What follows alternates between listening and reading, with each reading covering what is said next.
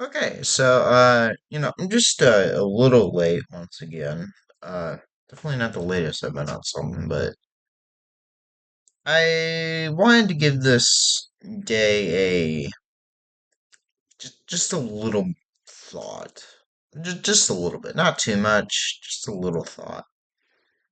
Because I don't know.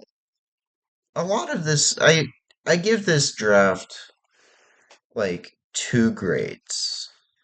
And I think it does wholly reflect like the average, which were like tied for 19th or something in draft grades. But does not mean shit as of right now. I want to give it two grades. One is situation factor, D plus. Now, why do I give it a D? Well, pretty much every need that was, wanted by the Bears. Oh, let's go get this guy. Oh, and then we would just trade back with Buffalo. Did that twice for some reason. Oh, we're just about to maybe get this running back. Oh, well, time to trade back again. This time with the Rams. Oh boy, we got some O-line help, yay. And finally, the running back of my dreams. The guy who went 1,200 yards back to back at Rutgers. So, that's great. But let's start with the most confusing one. In a lot of draft boards, he was closer to 400 than he was to 300. Some of them even had him as a 400. I think one of them said it was like the lowest one drafted at that high of a like at that like in the fourth round since the Patriots drafted a kicker. And that was like 700, but that's the Patriots. They always draft kickers. Shit, they drafted a long snapper. Like, fuck yeah, that's the Patriots way. But Ruben Hyppolite the second. Now, sick name. Sick name, I will say. Uh, you know, 6 feet, 240. I mean, he has like tools, I guess, but the big thing is, well, that. I'm not sure if you can really read that, but that's a 4.42 in the 40-yard dash. As a man that is 6 feet 240 as a linebacker. Now, okay, his height and his bench is not great. Let's be honest here. But apparently his pro day it doesn't even mention that his pro day had a 4.39. So we're picking this guy entirely on the fact that he can fly and he has the potential to become the next linebacker, like next best linebacker. Now, one thing, why do we have to spend a fourth round pick on him? Like, I get maybe the Colson Loveland pick because there was a bunch of calls for him apparently. Like, oh, you gotta get this guy before everyone else like wants to take him. Still though, why? I feel like the we could have picked him in the sixth. I feel like there was other needs. I haven't even heard jack shit other than like Maryland fans saying like, "Oh, yeah, he was good for us." Also, we definitely raid the Big Ten this round, this day. That's for sure. So I trust polls, but it's a little bit off the board. I don't think many teams usually have players like this. Like, yes, we're gonna get our fourth round linebacker that no one has ever heard of. It's not even like he's an interception magnet. He has what was it? One. He has one in his entire career. He's at least played 2.5 years at Maryland. So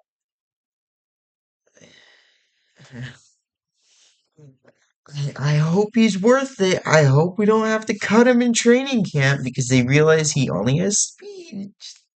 I hope it works out. Well, let's move on to the next guy. Part of our all-name team, Zach Frazier. Now, obviously, he's gonna join Major Burns, and I forgot the other guy. Uh, uh, Power Eccles. There we go. That's the elite name. That's part of our UDFA list here, but he's also quite fast. He's somehow faster than Ruben with a 4.36 40. I thought it was tripping here when I saw that, but apparently that's his combine number. So, corner, good speed, that's something that you always want. A lot of speed. He did have 6 interceptions as a player in it was UTSA, but still 6 interceptions in what was it, the AAC? That's pretty good, I guess. The only thing is that he's played 1 year. Technically two. He played in 22, but I'm not entirely sure where that is coming from. Maybe that was just backup and he just wasn't there. I'm not sure. I didn't do as much as I should. Uh, but he at least made sense for the pick at that point. 6'3", 185. I mean, it's not as small, not as like lightweight as a certain first round pick for the Washington Commanders, but you know, there is one other thing. At least with Ruben, I don't know his age. It doesn't really say his age, but he's college age. We just picked a 24-year-old in the corner. This man was born in 2000. So yeah,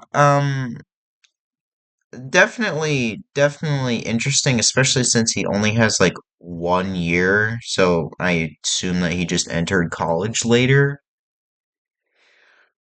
Whatever, it's fine. If we can turn him into someone good and he just doesn't have as many years with us, okay. But by the end of his rookie contract, if we give him his fifth, no, by the end of his rookie contract, he'll be 28 years old. By mid-season, he'll be 25 because his birthday is in October. So that's cool. That's cool. Is he older than Caleb? I don't remember. But then we move on to someone that can actually play a part in a need for us. Luke Newman. Apparently, he can play a lot of positions. They had him as a tackle, but he's also can be a guard. And I don't know why they put a comparison as a guy that plays center, but sure. 6'4", 315. A lot of experience. He played 40 games at Holy Cross, and then his final season played 12 games at Michigan State. So, a good amount of experience in the college ranks. Obviously, you know, I'm not really into reading it out, but looking at just getting a gather on his strengths and weaknesses, like, I'm not entirely sure what marrying hands and feet when engaged means, but I feel like that's kind of a pretty big weakness. But it's a sixth round guy. If he's able to get starts for us alongside Ozzy Trapillo, like, good. Honestly, we needed really anybody, so I would have taken. Honestly, would have taken O line from like outside the first two picks. All of them could have been O line or running back, and I would have been perfectly fine because we do need it. Unfortunately, like I said before, my first grade for this draft is a situation which is a D plus because almost every single running back and offensive lineman were taken because this draft apparently has a lot of them, but not enough for us. Which is why we traded back twice, even though, like, I don't get it. Like, if you wanted the player, go be aggressive. Don't have, like, 62 to 134. That's 70 plus picks that you're 100, like that's 70 picks in between. You can use your capital down here to trade up if you need a player. 132 to 169, 169 135, 195 to 233. It obviously wasn't that good of the front office to not be aggressive and try and you know get the players actually. So my overall grade is B plus, but now we get to the final guy, Kyle Managi. I'm sure this man is somehow going to start a game by the end of this year because I don't know how Swift is going to hold up this year. But this man actually has production.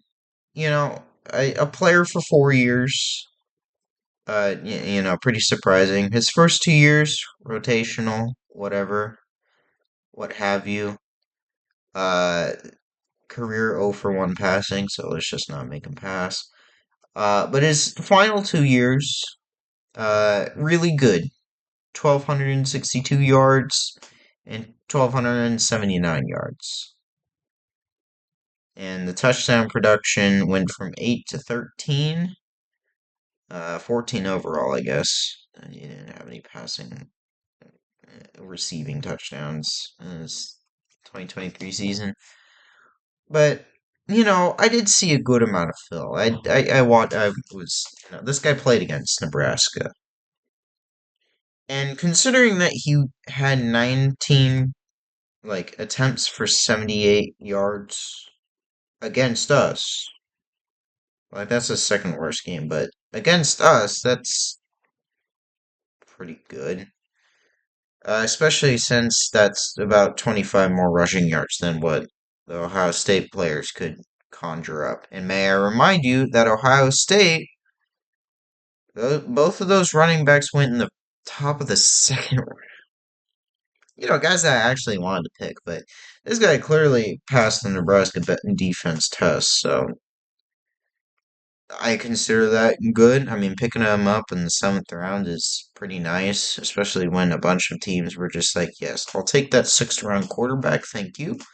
In the Raiders' case, they decided to pick two sixth round quarterbacks. Both of them were in the FCS National Championship. One of them's converted. That's still funny, but overall, I go with B plus on this team because there wasn't enough of what I would want in terms of actually filling needs. Like two offensive linemen and one defensive lineman, and then a bunch of offensive picks for Ben Johnson, and then a questionable defensive pick and a old guy at corner. Let's just hope that he's better than a certain other old guy that we drafted.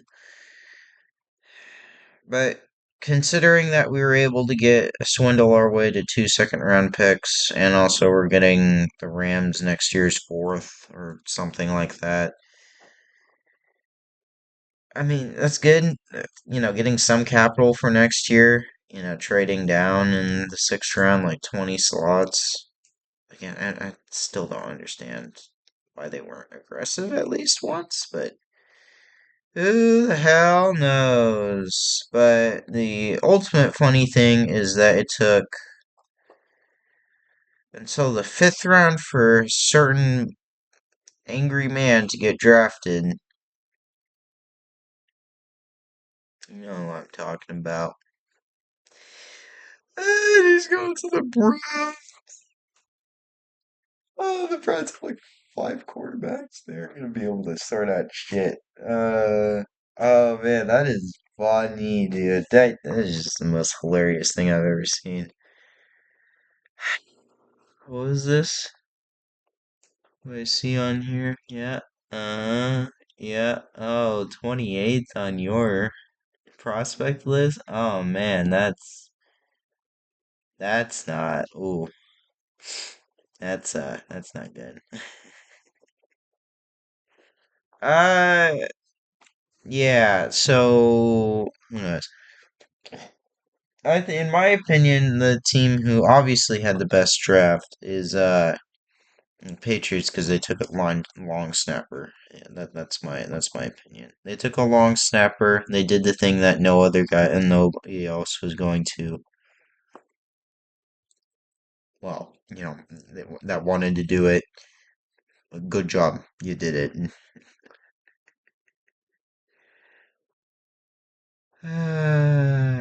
Yeah. I just hope that next year's draft goes better. I feel like next year's draft, like, it's not necessarily that we gained really much capital, but we'll need to do better next time. I that's bring that draft grade up to it. I said B plus. Hopefully next year is like an A minus or an A, because again, I'm still just a tiny bit worried that we picked some guy that no one has ever heard of in the fourth round for him to not really do anything, but who knows? Maybe he's the next Hall of Famer. But as always, let me know what you guys think about this draft.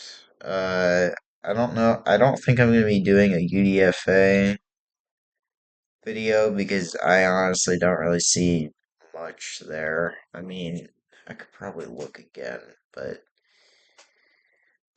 I don't know if I see much. Where's the UDFA tracker? Where is it? I don't think it's been updated in quite some time. Where is it? Yeah. Also, I think it's funny how people are saying like, "Oh, Cole Kmet, he's gonna be washed, bro. He's not gonna get any playing time." Do you not realize that we can just run two tight ends? I'm pretty sure that's what they're gonna do. I have faith. Jamal picks the Ravens. Yeah, okay, that makes sense. Let's see here. No. Well, oh no, there is players. Oh yeah. The only two that I really care about is Jonathan Kim and Luke Elkin. Jonathan Kim could honestly blend into any American name, but no, he's an Asian kicker.